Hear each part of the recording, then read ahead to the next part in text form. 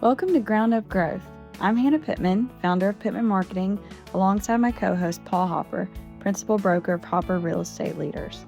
Together, we sit down with entrepreneurs and business leaders to share insights, strategies, and lessons to help you build success from the ground up.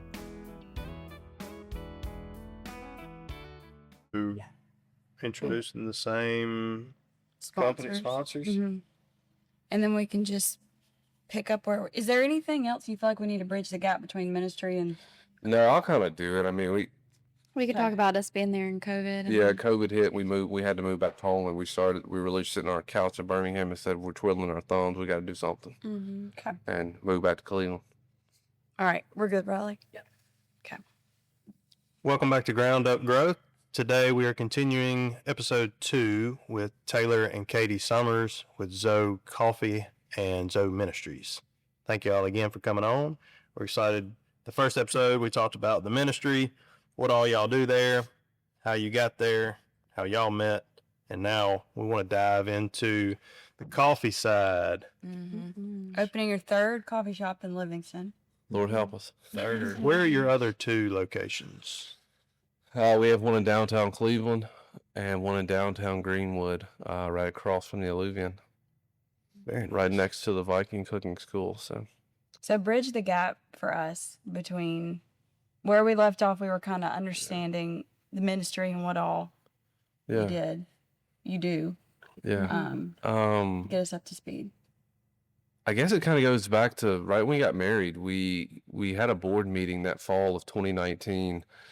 And we told our board that, one day we want to start some sustainable aspect to the ministry. So we're not having to hustle every Sunday, that we can kind of get back in church and we can just see the thing thrive and grow organically. And we presented the idea of a coffee shop within a 5-year plan. And they all kind of brushed it off. Mm-hmm. It wasn't really a thing. We fly back to Kenya that fall, come back home. We head out for January of 2020. Supposed to be there, 5 months? Mm-hmm. And woke up in the middle of March to a text from my dad and said, "Hey, did you see the statement from Trump?" And I said, "No, I did not." And he said, "Well, he's shutting Europe down in, I think, 48 hours. Closing borders. So at that time, I was in Nairobi. I just dropped off some guests at the airport. Katie was in Kitale, 8 to 10 hours away. I called her at 3 a.m. and said, "Hey, what do you think? I think we might need to go on a flight tonight and get back home." And I'm half asleep. And yeah, I was just like, "You're being so dramatic. Like, yeah. Let's just go back to sleep and we'll talk about it tomorrow." Where were y'all? We're both in Africa. We were both in Kenya. Uh-huh. We had some guests come over the week before, and I flew them back to Nairobi, and they flew out that night back to the U.S., and Katie was still at our house in Kitale. And I woke up and saw that text from my dad. Mm-hmm. And I called her and said, "Hey, I think we might need to leave." And she was like, "No, I think we're good." And I said, "All right, I'll call you back in like an hour."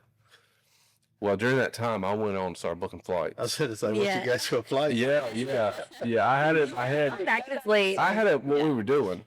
So I called her back at 4 a.m. maybe and said, "Hey, just FYI, there's a flight leaving Kitale at 7 and you're getting on it. Mm-hmm. I'll be in Nairobi waiting on you.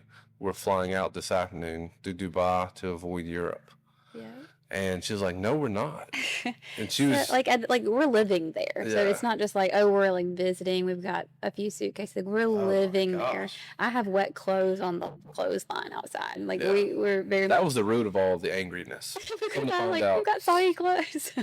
What am I gonna do with all this stuff? So just hustle, get everything packed up. Holy cow. Put all of our wet clothes in a plastic bag. And I made him in Nairobi, and thankfully we found a clothes dryer before we got on the airplane. And to at that Dubai. point, I mean, the COVID stuff, it's like we had no idea how long. We had no idea. Let us walk you through how it hit us. We had never flown to the Middle East. We kind of avoided it, just going, the flights are so much longer. We booked a flight through Emirates, 4 o'clock, flew into Dubai. This is late at night. We're going to get on our plane from Dubai to New York. And we see a line of people. We can't see the front of the line. Mm-hmm. So about after an hour and a half, 2 hours in this line, we finally get to the front. And it is a iPad. You have to walk single file like cattle through this little bitty, as wide as this table. And there's a man there with a thermometer. Yeah. shooting your forehead. He has a hazmat suit on. Hazmat suit with Like all the employees. shooting your Gosh. temperatures. And like, we just waited 2 hours To get our go through temperature this. taken. I said, okay, things are different. Yeah. We get on the plane, fly into JFK. We're standing in the we're standing in the TSA line, and we're watching the news, and it's like New York will close down at midnight, and this is like 10 a.m. Yeah. that day. And we finally get back to Birmingham. And living- everything shut down. Like we had to quarantine. We couldn't go anywhere because we had been traveling. Yeah. It was. We were those idiots that were at Walmart the next morning at 4 a.m. buying toilet paper and all that stuff, thinking the world was coming to an end. Well, about after a month, you know, through everyone's Tiger King epidemic, first COVID, you know. That was us. I don't know anyone that didn't watch it. We were sitting there on the couch, and a little bitty condo in Birmingham. We were like, hey, we can't sit here like this sucks. And what about that idea of a coffee shop back in the Delta? And she was adamant that she didn't want to move back to Cleveland or move to Cleveland. And I was like, well, hey, we bought coffee from these people about a year and a half ago that we're adopting from this company. What if we just call them up and be like, hey, this is what we want to do. Will you help us? And we did that. They were based out of a little town in Illinois. We called them up and said, hey, we have this idea. We want to start this coffee shop back in my hometown. Will you help us start it? And they're like, yeah, we'll help you. They're bored too. They're bored too. bored too. Everybody was. No one's doing anything. So they helped us everything from machines to Yeah. know what to do, to train us, to get Wow. coffee. Yeah, we went back to Cleveland. We put our condo up for sale in Birmingham, probably the first or second week of April. And we met with our board, that same board that we met with almost a year before, and said, hey, we're going to start this coffee shop in downtown. We already found this building. And what do y'all think? And they were, all but one was pretty adamant that no. And I kind of hit them with, this is probably bad on my part, but I was like, we're not really asking y'all permission. We're moving here. This will be a separate entity that my wife and I own. Right. And we've already put our house for sale and we're moving. Yeah.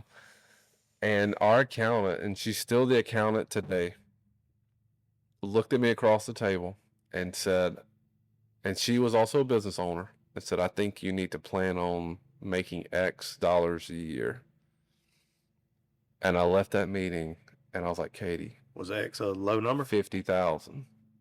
And I left that meeting thinking, oh my gosh, that's nothing. Like The whole profit, year, 50,000? no, revenue 50,000 a year in the little bitty town of Cleveland off a coffee shop. There was already a coffee shop half a mile away from us. And that stuck with me. And also in that meeting, there was a gentleman who was a CFO of a company for 30 years. And he asked me in that meeting, he said, what does it take to build, what does a cup of coffee cost? And I hit him with, I don't know. He said, what does a cup cost? What is the sleeve? What is the lid? What is The ingredients. What does it cost? I was like, I don't know, but I'm gonna find out. And He said, because that's going to be your basis off of everything. If you can find out how much a cup of coffee costs, then we can work from there. Yeah. Right, yeah. and that woman told me $50,000, and that was like a fire lit under me. I was like, okay. Well, we do 5 months of renovation. This building, we completely gutted it. Put way too much money into a building that I don't own. And yeah, long story short, we look up and we opened October 27th. The ministry took precedent. And I'll tell this quick story. 2 days before we opened, it really was a check on my heart of what was more important. I got a call from our boss in Kenya saying, hey, we had a court case with a child that we had rescued, and I could hear the tone in his voice that something was off. And I was like, let him talk, and I hung up. And I called him back and said, hey, man, do you need me there? And he said, it would be really nice. And I was like, okay. We're about to open this coffee shop. What do we do? In 2 days? In 2 Yeah. days. And Katie was like, you get on a plane and you go. Yeah. Wow. Yeah. I mean, it was an important court case for a little girl who needed support, and that's why we exist. And so he was in Africa when we opened our very first coffee shop. It gives me chills. Yeah, the gentleman that sat in that room and said, what is a cup of coffee? He said, you go, I'll help Katie, you go. So yeah, I flew over, was there for 10 days, flew back in, and he pulled us into a meeting and said, okay, I thought I was giving y'all like a horse and a carriage. Y'all got a Ferrari. We got to figure out how to get this thing to make sure you don't fall in that stat that, so many small businesses fell in 18 months. He said, if you don't look up and start looking at numbers different today, you will be in that. And that grasped me that said, and my biggest fear in life is failure. So I'm sure you can relate. I said, I'm going to stay up all night to make sure that it hits and the numbers are what we need it to be so we don't fall into that stat. And yeah, that accountant calls me every month and she's blown away that what she thought was 1 year is usually minimum 1 month now. And for one location, which is kind of a godsend, but it's been so incredible to see. The vision for these shops was that you can't have coffee without clean water. So our coffee shops help fund a lot of our clean water work. We kind of stay in that narrow lane because it's so relatable. We're able to donate, large sums of money at the end of the year from this thing that we started that we thought was going to be nothing, and to give back and see those communities that we get to fly over and take our kids and be like, hey, this business that mom and dad started and all these people play a part, this is what it did. Wow. And it drives us, man. And you know this too, that sometimes staff are the hardest, because 100%. The hardest part is people. It took a guy telling me 3 or 4 years ago that I needed to quit looking at all staff as if they were going to give what I give. And he said, in no staff that you hire will you have someone that cares about it as much as you do. So quit expecting them to.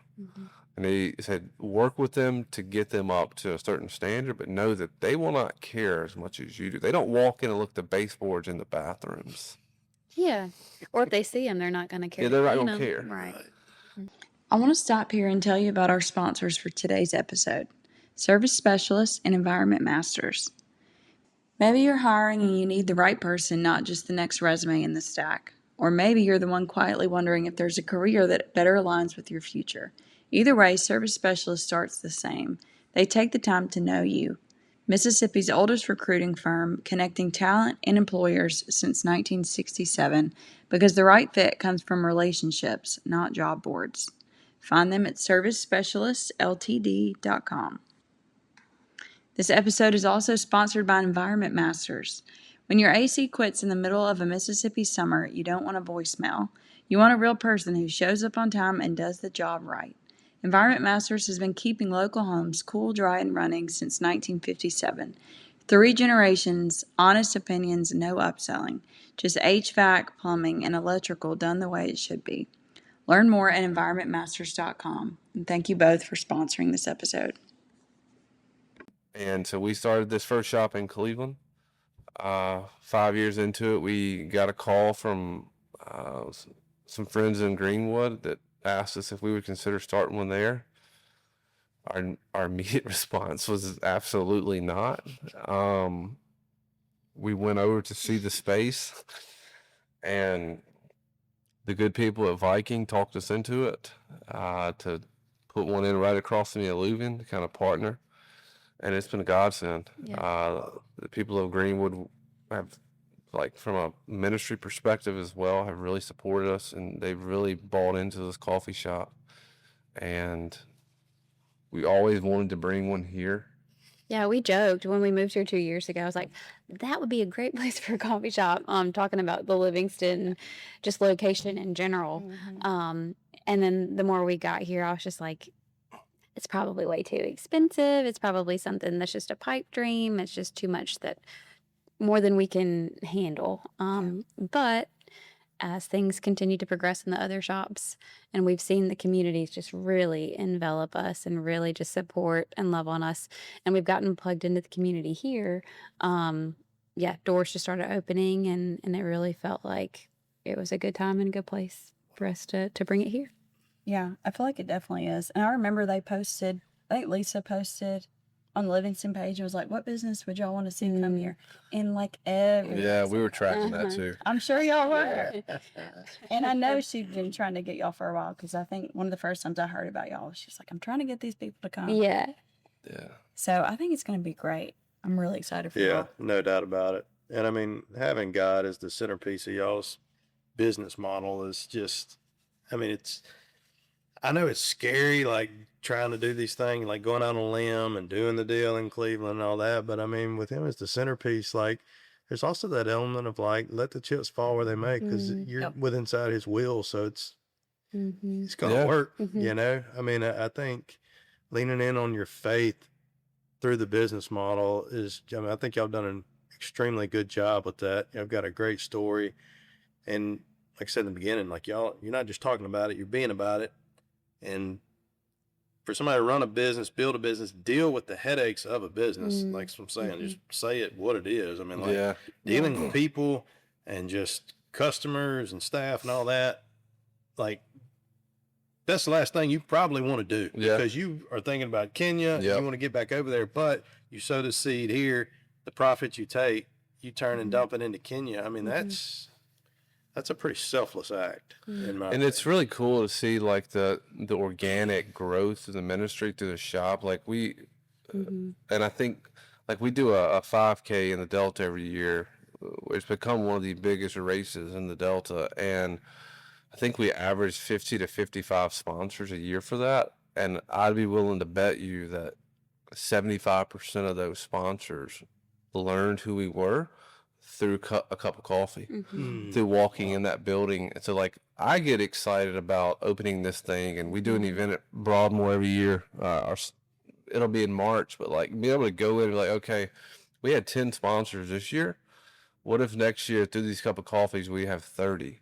And it's like being able to organically grow that, but also on the contrary, like you got to show these people what you're doing. Right. Like you can't come to Paul and be like, hey man, I got this. I need this. Right. Yeah. Will you help? And then he never hears from you again. Yeah. Exactly. That is like, I tell people all the time, a lot of what we learned in day one was seeing people do it the wrong way. Yep. I think you're hitting a really good point, because back to Catherine Rogers' deal, like I personally donate to that, but she'll send cards, send me emails. And it's like, when you see that stuff come to fruition, like it just makes me want to help more. So and that's, you already got one more donor coming. Our oldest son has autism, special needs. And so like we relate to Catherine. So like as a business, we own Zoe Coffee, Katie and I. We dictate where the profits go. Yes, 75 to 80% we do donate to Zoe Ministries. But there are 2 or 3 other organizations that we give heavy to, and she is one of those, because we relate to her through our own child. Like we were in Kenya a few weeks ago. Our 6-year-old Jonas spent 2 days with her. Yeah. It's like, hey, we got to go do some work at her center, like with other Kenyan children who have disabilities, and that's the organization that she does. And it was really cool. You have to see all of our worlds collide. And like, you know, we've helped fund things like, and sometimes, you know, we help fund this swing 2 or 3 years ago for, you know, children. A sensory swing? Sensory swing. Yeah. I'm not gonna lie to you, it wasn't a significant amount of money. And you forget about it. But every time I see her, she thanks me for funding that swing. And I see her. we see her often. She's like, thank you for the swing. Like, and I'm like, what are you talking about? And I was like, oh yeah, we did that a couple years ago. Yeah. But it's like, that matters from like, I get it from the other side. Like all those people that give to Zoe, we have to stay in depth. Like we have a whole platform that we go in and communicate with them. And every time we write a thank you letter, it's recorded, like all that stuff. But like from a donor, people like Catherine, it is so important, because when you write that check to somebody and they fall off the face of the earth, the last thing you want as an organization is for doubt to creep in. Sure. Yes. Sure. Same thing with the business. Yeah. I tell people with these coffee shops that this new staff that we hired, they had a very in-depth meeting last week with me. Like, I'm the bad guy. She's way too nice. I was like, listen, this is what it's going to be. People will walk in here and they will think charity. Right. If they have a bad cup of coffee, they might give you one more opportunity. I said, if they have 2 bad cups of coffee, they don't care about what charity you got behind you. They want quality product. So allow the cup of coffee to be great, but allow your story to just add on top of it. Yep. Yeah. That Good. we can't serve mediocre stuff because we have an awesome story. And That's so true. it's something, because when we started that shop in Cleveland, the number one question that we received throughout small town Delta, number 2, are you going to push your beliefs on me? Right. Do I have to care about your work? Like, can I just come in and get a cup of coffee? Yeah. Can I just walk in and get a cup of coffee and not care about what you do? People Absolutely. gonna be people at the door like, do you want to know? Exactly. Right. Yeah. And so yeah. No. No. And when we do charity You want a stuff, latte or you want to donate? What you yeah, Yeah. exactly. And do you want to dig a water well? And the same thing with, like, when we go speaking engagements and have all these events. I'm not a used car salesman, and this is no knock on them, but I'm not going to get up there and beg for money. Yeah. I've been to those events, and they make my back sweat, and I'm not even up there on the stage. Like, when we go in, we tell the story like we've told you and say, hey, this is what we've done this year. These are the lives impacted. Do you want to be a part of it? And next year I can get up here and say, hey, you were involved in this. Not that, hey, we need this, I need it today. We're not going to we're going to go out of business if you don't help. We don't storytell that way. And I think that's why we've related so much, is because the storytelling aspect Yeah. is king. I think that's a really good point, because as a donor, I never really thought about this, but you're asking me for money. Like, please donate, please donate. Yeah. I'm a little bit, but Yeah. if you just paint the picture and it's my idea, Sure. like the guy that just wrote the check, showed up Monday and wrote Yep. the check for the house, like, it's his idea. You didn't ask him for any money. He just said cool story on Friday and called you on Monday and wrote you a check for the house. I think that's I really like that, because that's where, as a donor, I'm like, man, I want to give. Yeah. I'm way more wanting to give if you're not trying to pry it out of me. Sure. I Yeah. think that's You just Yeah. allow the Holy Spirit to do the work. Yeah. Like, you and tell the back to story. whole You let the chips fall where present they it. may, Yeah. like, Like, do the one of our best, biggest yeah. questions that I hate to name drop, but like Logan Cook, people constantly asking, like Walton the other day at the shop said, man, how did y'all connect with him? I said, man, I really don't know. Yeah, we didn't try. I said, but one thing that I will tell you is we've never asked him for money. Mm. I said, when his wife reached out to us 6 years ago, she said, hey, we really want to be involved. And I sent an email and said, hey, this is what we do. She said, well, how can we help? And I said, hey, there's a community that we're looking at drilling, and there's so many people, and this is what this well will do, period. Not, hey, can you please give to make this work? right. It was, hey, this is what it's going to do. And she writes back and says, hey, where can we send a check? Yeah. How much? Yeah, how much? And that relationship has grown, but over the last 6 years and us taking McKinsey and all this stuff, all we do is present what they've already been a part of, and their giving grows every year. It's like, we don't ask. We say, hey, this is what you're already doing. And they're like, yeah, man, this is what we want to be involved with. What do you need? Like, how can we help more? And you present the idea. Yeah. And I get so adamant about that is the moment I walk into a fundraising event and I see a giving card and like a pledge thing on my table, I kind of check out. Yeah. Because I know at some point there's going to be an awkward conversation. Right. Exactly.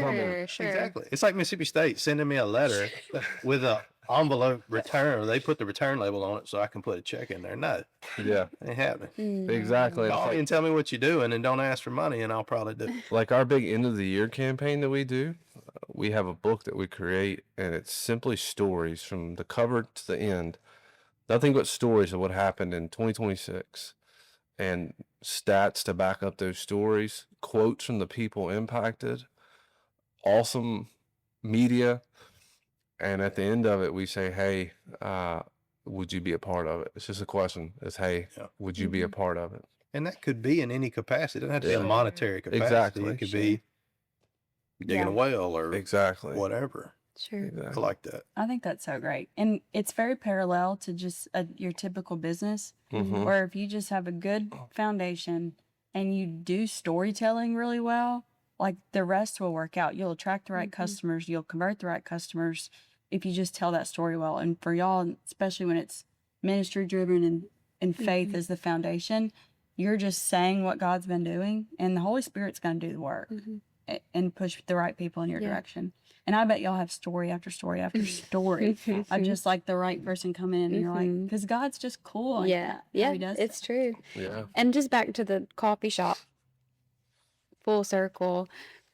In my history of just like being a student, like growing up, going to random coffee shops, being a college student, coffee shops have always been like a sacred place. It's been like a holy ground where I've met with different girls and mentors, where I've studied, where I've prayed. And it really is neat to see that this is, I don't know, it really is a really cool full circle moment. We want to create an atmosphere that feels sacred, that feels welcoming, that is not just, this is a good cup of coffee and this is how you can support a ministry. Like, we want you to feel like you're wanted here. And that's our whole goal in this shop in Livingston, is to have welcoming spaces, anything from the lighting to the books to the decor, and then a really good cup of coffee and really good hospitality. Like, we want you here. And I think ministry is a bonus. Like, you will have a QR code on your table that tells you about the ministry, but we're not gonna throw it down your throat whenever you walk in the door. But we want you to feel something different when you walk in our doors. For sure. That is awesome. I love it. I'm so excited. I got to see the space earlier this week, and I think y'all done that really well. I'm excited for it. When is opening day? Monday. Soft opening Monday. Monday, Get ready, the baby. 20th. Is Yeah. that right? Yeah. So the first episode will come out this following Tuesday. Okay. And then the second will be that next week. So y'all will be, I have been open. yeah, Come see Pray us. for us. Come see us. it's going to be great. That is. And they awesome. did make me a cup of coffee when I was there, and it's so good. Yeah. Huh. We had a girl come in before you, and this is our kid, not kids, some of our kids though, but they were training, and they handed that cup of coffee off, and I looked at it, and I was like, Looks like tea. I stopped the girl. I said, "Taste that right now." And she's like, "Yeah, it's pretty weak." I was like, "No, that ain't gonna cut it."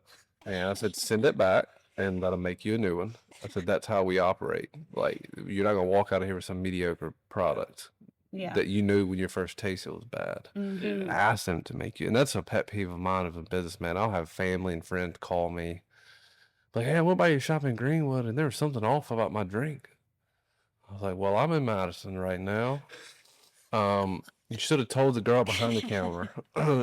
Ask them to make Yeah. you a new one." I was like, "That's the only way we're going to perfect this. Like, Sure. you can't walk out because We're not charity coffee. Yeah, if I don't we're know. not charity coffee. Like, get We them to want make you great another coffee. one." Yeah. And yeah, it's just, I don't know. Yeah. And shout out to our friends at Native Coffee. If Yeah. anybody's a big coffee shop connoisseur in the Jackson area, Native and Soapbox Roasters they're doing our coffee. And so it's really good.